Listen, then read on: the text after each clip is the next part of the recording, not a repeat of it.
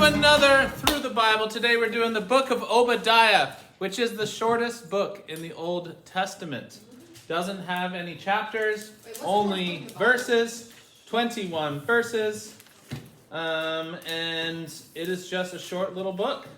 I actually want to read the whole thing together because we usually would never get to be able to do that with our time.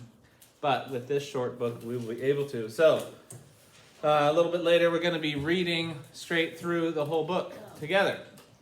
Because we can.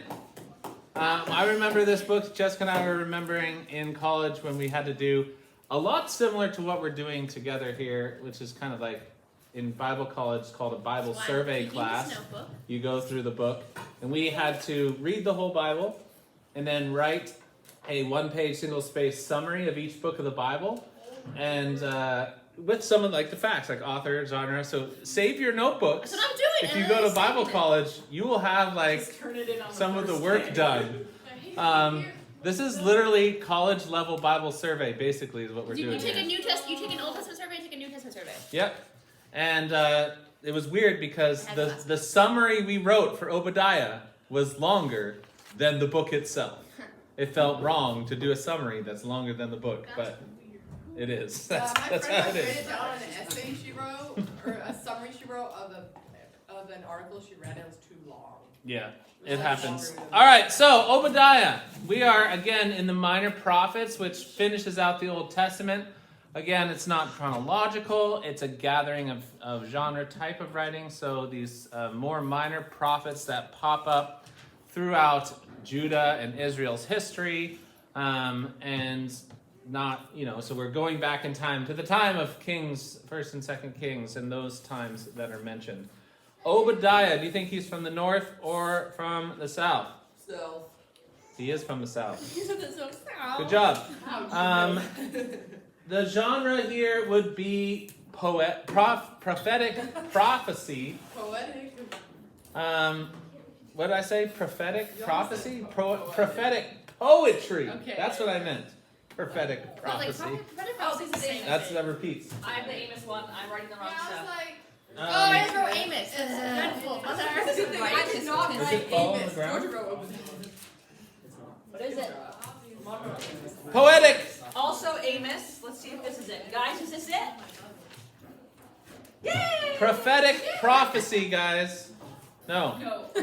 Poetic. Brian, just take a seat. Prophetic poetry. I'll do it. All right, I'm going to say this one's easier. It's a dirge. Prophecy is the same thing. It's a dirge of doom.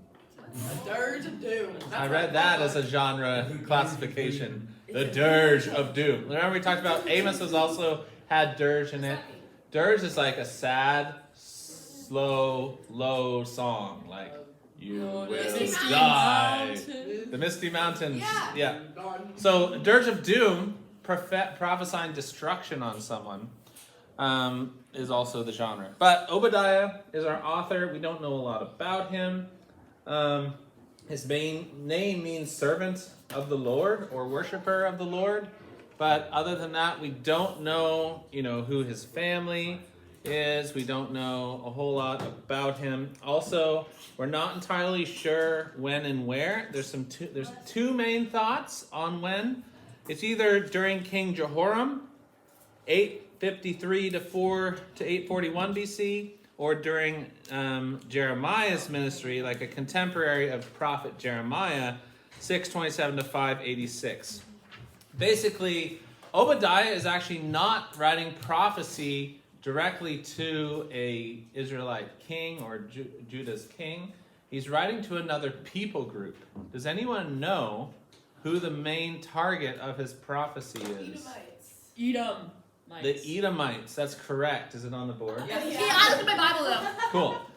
Does anyone know who the Edomites are and who they're descended from? Are they Esau. Esau. That was the same. Who is Esau? The brother of Jacob. The brother of Jacob. So go way back in history. I know. It's your brother. So this is It's your brother, AKA Esau. James or Jess. No, It's Jess, the brother of Jacob. I could be Jeff if it was. It's very hairy. I have Well, a quick question, Brian. so back, yes. I don't have a where. I just have a when. What is the where? Well, the where would be he lived in Judah, or in the kingdom Where did he of from? Judah. Where did he Southern from? kingdom, and then Edom was outside of, in the hill country, southeast of Jerusalem, of Judah. So in Edom. Yeah. But he didn't necessarily go there, I don't think. Maybe he did. That is weird. We should read it and find out. Yeah. I don't think, it doesn't say.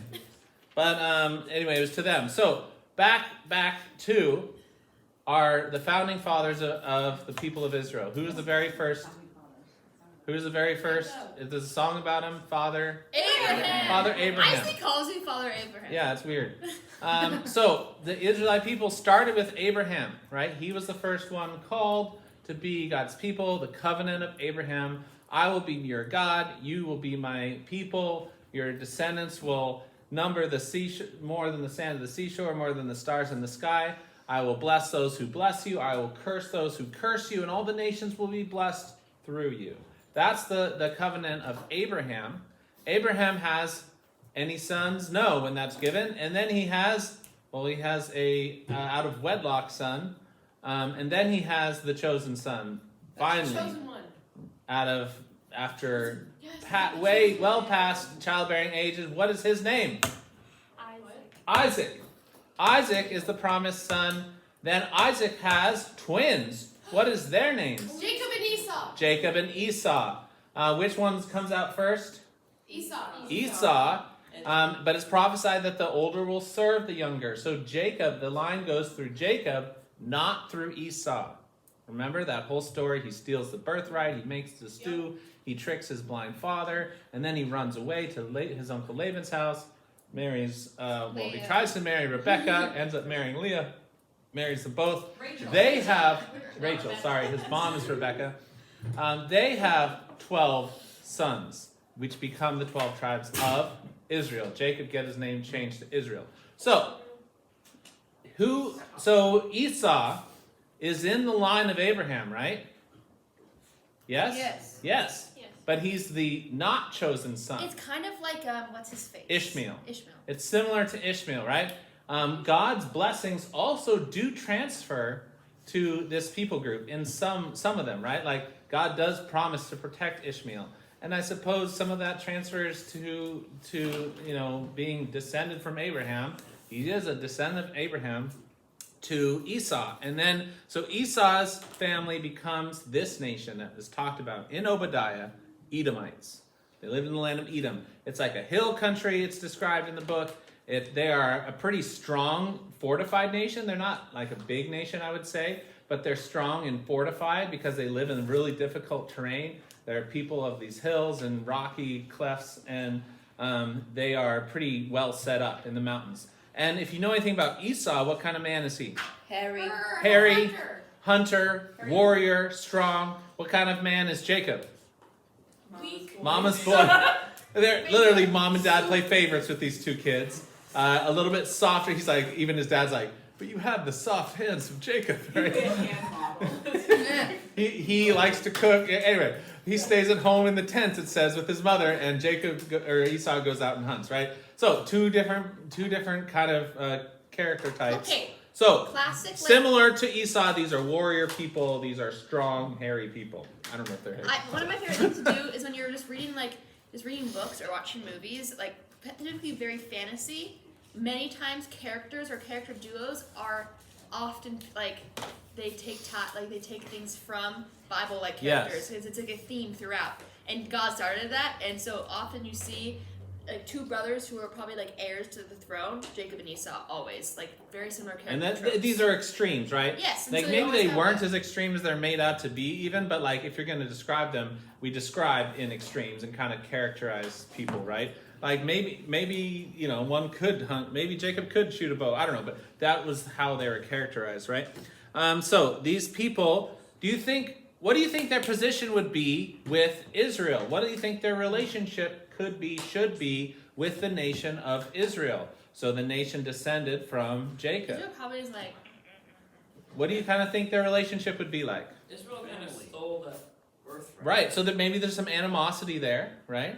But Jacob and Esau actually kind of made up later in life. Like Yeah. Jacob was really afraid. Remember, he's crossing the river and he's like sending gifts to Esau, like, don't destroy me. And he lined up his wives and their kids. Yeah, they were just and like protect- tries to be like, hey, have compassion on me. And then they do make up, right? So there's potential here that they could be allies too. And I think that would be the ideal. And I think that's what God would want, was for Edom to ally with Israel and maybe protect them, or maybe like come together. Like they can be separate nations, right? But maybe they would ally to fight their enemies. But the Edomites do not do that. And so I think now is a good time to read through the book of Obadiah, because we're going to see some of the things that Edom does and what happens to them. The 21 verses, there's probably about 20 of us. Let's all read a verse. Yeah. I will start, and then we'll go with Betsy. And then if you don't want to, you can pass. But let's read a verse at a time and read through the book of Obadiah. A whole book of the Bible in one morning. It's possible. Oh my goodness. We're gonna read you can tell your parents, we read a whole book of the Bible today. The vision. I messed up. The vision of Obadiah. Addie, focus. We're gonna read now. Get your Bibles open. Verse 1. The vision of Obadiah. This is what the sovereign Lord says about Edom. We have heard a message from the Lord. An envoy was sent to the nations to say, rise and let's go against her for battle. Behold, I have made you small among the heathen. You are greatly despised. The pride of your heart has deceived you, you who live in the clefts of the rock, in your lofty dwelling, who say in your heart, who will bring me down to the ground? Thou art exalted thyself as the eagles, and thou hast thou set thy nest among the stars. Even then I will bring thee down, saith the Lord.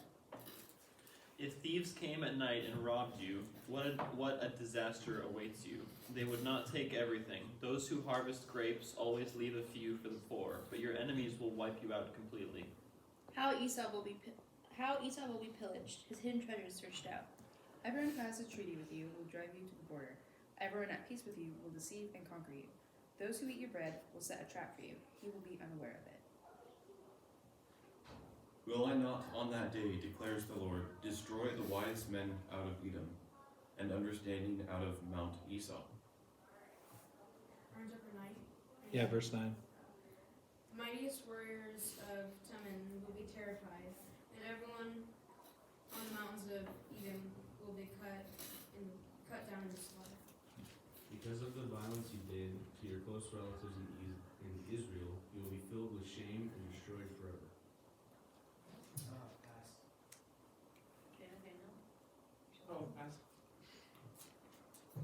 On the day that you stood aloft, on the day that strangers carried off his wealth, and foreigners entered his gates and cast lots for Jerusalem, you were like one of them.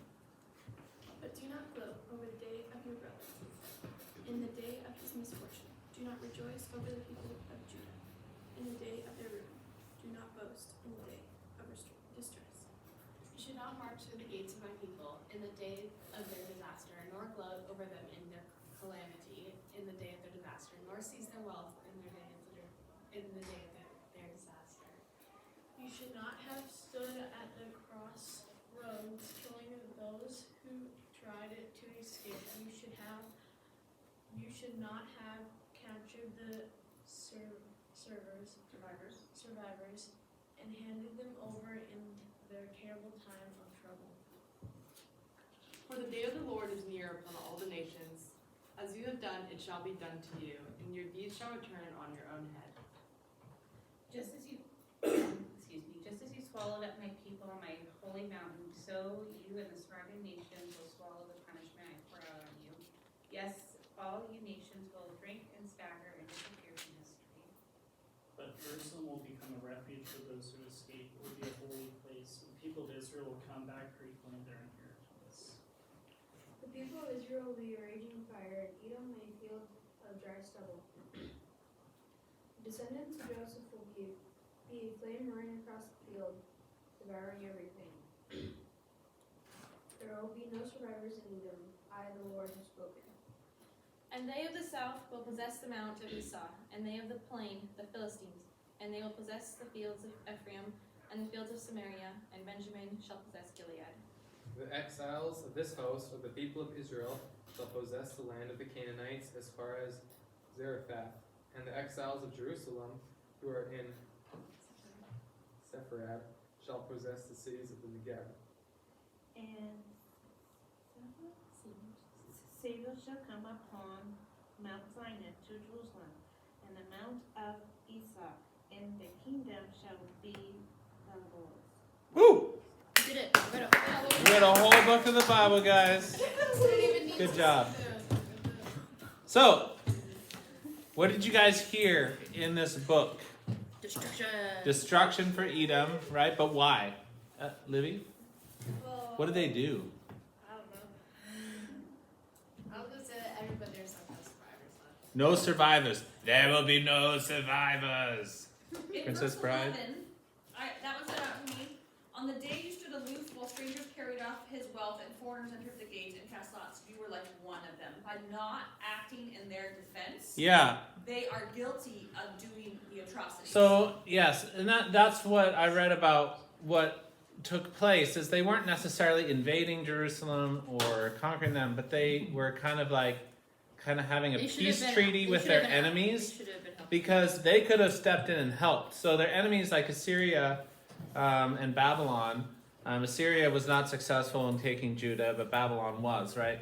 But there was other enemies in other times. I mean, there's a list of things that actually Edom is mentioned in their role in different battles during King Saul, David, Solomon, Jehoram, Ahaz, and actually at the end, it's recorded in Psalm 137 that Edom urged Babylon to destroy Jerusalem.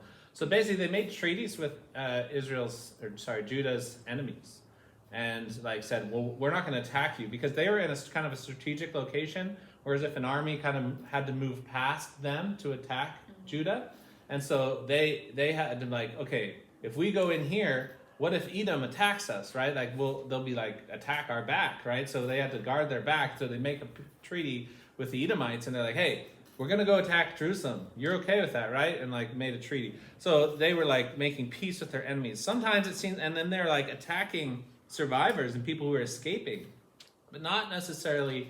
So they probably well, we didn't attack Judah. We didn't do anything wrong, but they're passively helping in the destruction of Jerusalem. Yes. I was just thinking, it reminds me of Saul, or Paul, where when they're stoning Stephen, he's holding the codes. It's kind of like a I didn't throw the rocks. version of that. But yeah, you're an accomplice, right? An accomplice to murder or accomplice to a crime. You're part of the crime, right? You didn't necessarily do it. So the Edomites were accomplices, and God saw that, knew that, and judged them for that, right? So they're in trouble with God because of that. Yes? It's kind of like what we learned in elementary school about bystanders. Yeah. They're actually worse if you don't do anything. Right. There actually are laws in some places in the United States. It's kind of in different states about you're required to step in and help, and you can be convicted of not helping in certain situations, right? Yes. That's what we're going through with Judah and Emma right now. Oh. Because, our son Judah and daughter Emma, not Judah in the Bible. But he will, we have baby, safety locks on a lot of our doors, but Judah knows how to open them, and he knows that he's not supposed to go into the garage, but he'll open it and he's like, come on, Emma, go and get stuff out. And I'm like, Judah, and he's like, I didn't do it. I'm like, can Emma open the door by herself? And he's like, no. Yeah, exactly that, right? So Edom was opening the door for the Assyrians to go in, right?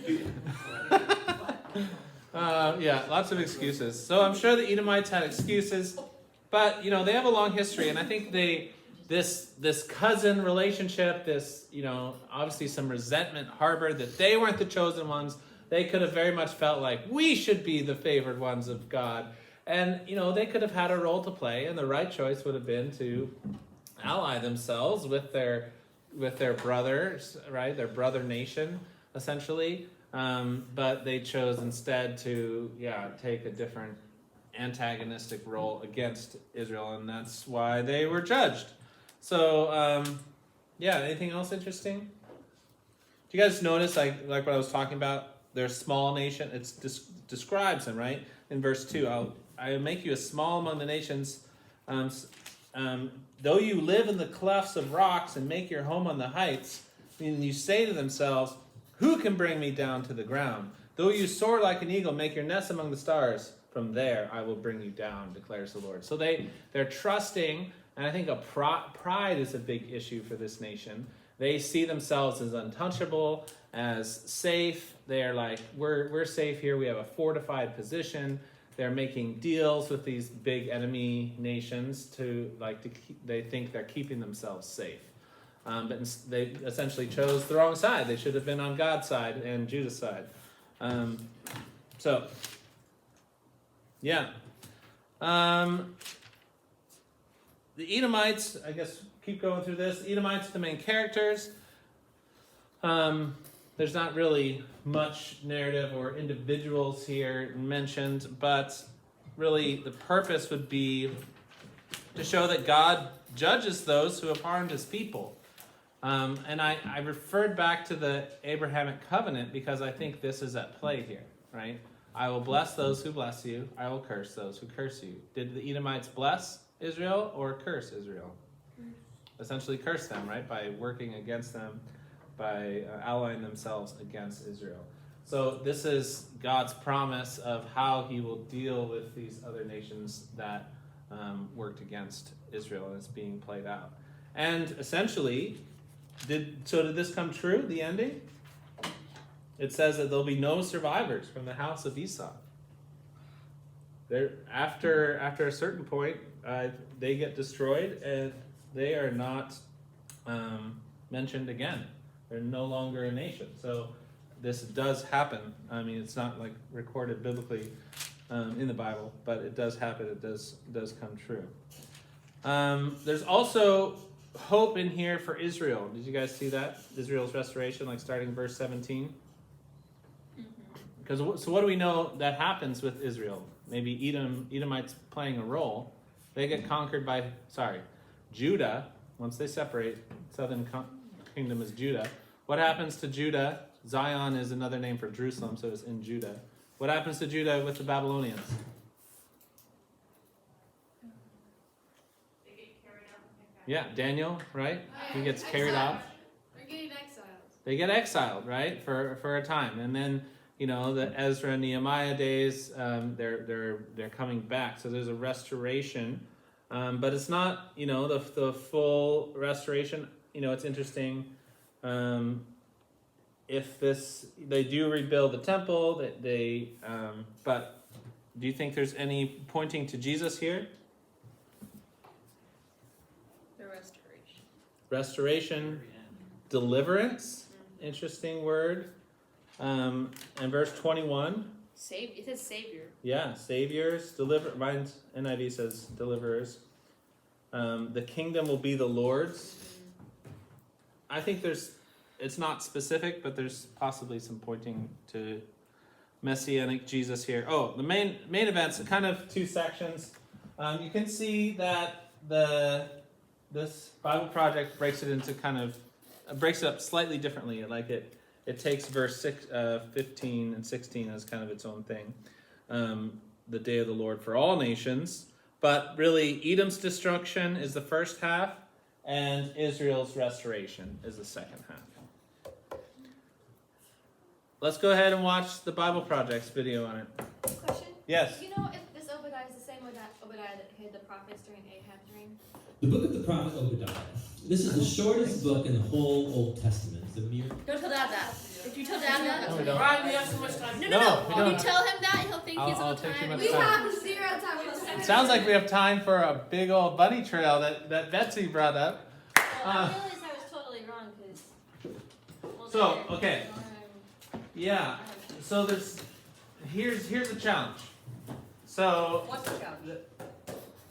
Betsy's question, there's another guy, or there's another character in the Bible named Obadiah.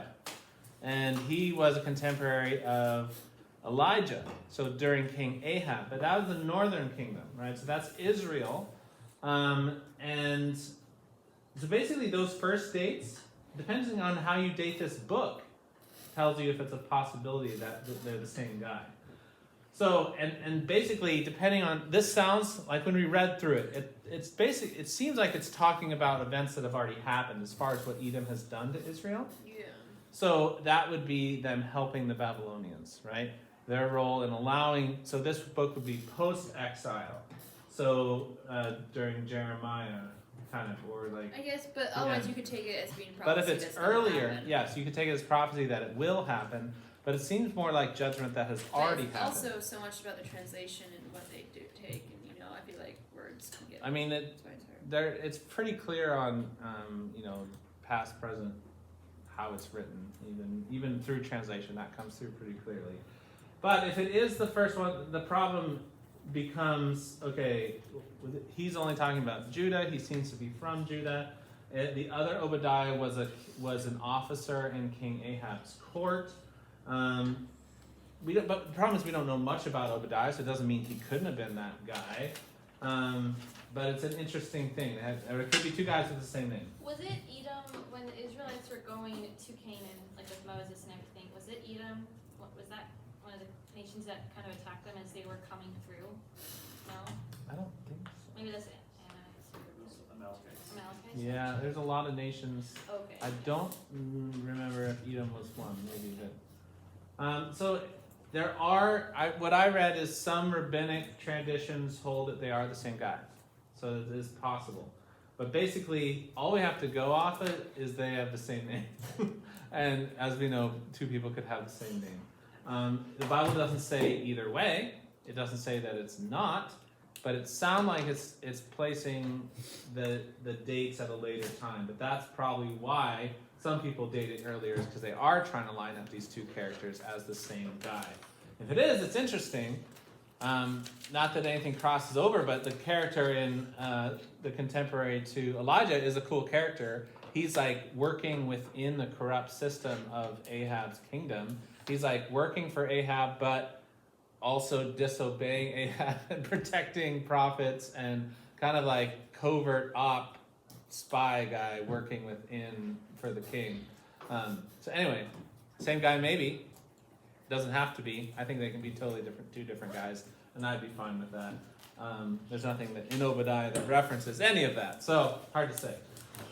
Key verse. Not key chapter and verse, just key verse. I have, the day of the Lord is near for all the nations. As you have done, it will be done to you. Your deeds will return upon your own head. Right? The judgment of God coming back. Any other verses you guys like from this book? I like 11, because it just reminded you, it's just more like a personal thing.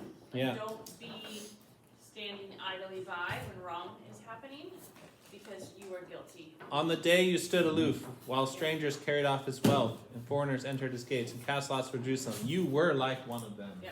You stood aloof, right? Aloof Guilty is by standing off, Guilty by right? You didn't do anything. Right, there's a New Testament verse, he who knows to do good and does not do it sins. Yeah. Right? Like, so sometimes we think, oh, I didn't do it, so I'm not guilty. No, you are. You're guilty by omission, not commission. I like the hope for all the nations. Like, obviously we can see God's big plan even in this book. We see that what he's going to do in delivering the whole world, and his plan for the whole world falls under, after Jesus, his salvation for the whole world using the people of Israel. It's a great thing. Yeah. Yeah, verse 21, I love the NLT at the end. It just says, and the Lord himself will be king. Yeah. Like, it's Jesus. Yeah, the Lord will be king. Finally, going back to Israelites chose, like, we want a king like our neighbors, and I think that was God's plan too, right? So, like, to have the line of David was definitely God's plan to provide a Messiah. But at the same time, they were rejecting Moses. Not Moses. Samuel felt rejected, right?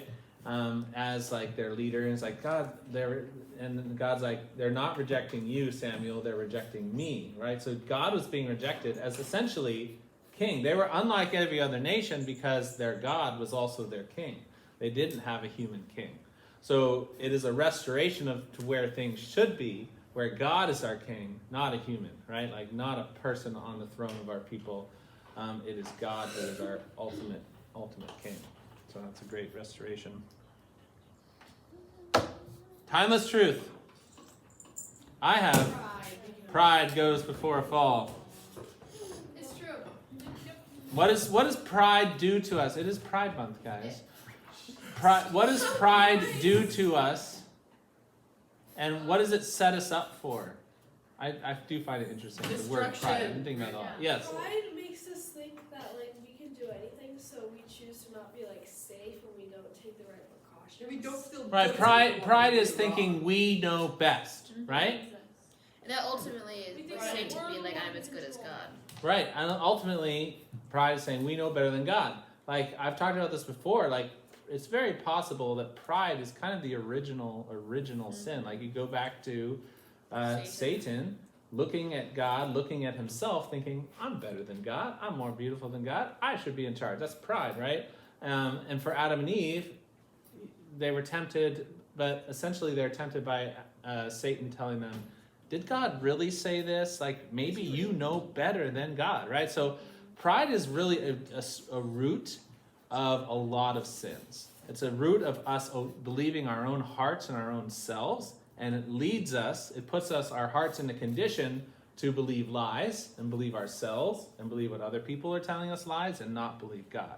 It makes us think we know better than God. And so it's a root of all kinds of sins. Very interesting. But then, like, I think about too, like, I was writing grad cards and like, I'm so proud of you. Like, so it can also be a little bit different. Like, if I'm proud of someone else, it's not necessarily the sin of pride. Like, I don't know. That word is a little nuanced. Yes. He must increase and I must decrease. Yes. Like John the Baptist. Yeah, you're writing it and then you're thinking of someone, how proud you are for someone else, and you're increasing them and decreasing yourself. Yeah, I was trying to think of a different word. Like, I was literally thinking through this as I'm writing grad cards. I'm like, I think I need a different word than proud of you, because like that seems tied to pride, and I don't want it to be tied to sinful pride. I don't think it is, but like, I'm thankful for you. I appreciate you. Like, You made it. Good job. but like, I'm proud of you. Listen. Being proud of someone, impressed. Look at that. You did it. I don't know. Maybe proud of someone else is different than pride in your heart. Like, maybe you can be proud of someone else. It's an English word, right? So it's like has different meanings. I think there's probably a difference there. Being proud of someone else and having sinful pride in your heart of yourself. And you can be proud of yourself too. Like, it's an English word, so we're not going to go too far in it. But yes. Stupid English words. Thinking you know better than God will set you up for destruction. How about that? Failure. Thanks, everybody. That's the book of Obadiah.